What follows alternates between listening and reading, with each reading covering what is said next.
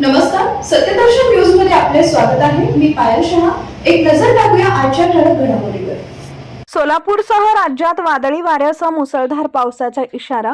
भारतीय हवामान विभागाच्या अंदाजानुसार पंजाब, हरियाणा, राजस्थान या भागांमध्ये सध्या पश्चिमी चक्रवात आणि चक्राकार वाऱ्यांची स्थिती पावसाला पोषक वातावरण तयार करणारी आहे।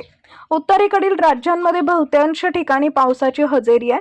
हिमालयाच्या जवळ असणारे राज्य जात जम्मू काश्मीर, हिमाचल प्रदेश, उत्तर प्रदेश, उत्तराखंड, दिल्ली, हरियाणा, राजस्थान या राज्यांमध्ये मुसळधार पावसासह वादळी वारे आणि गारा पडण्याचाही इशारा देण्यात आलाय।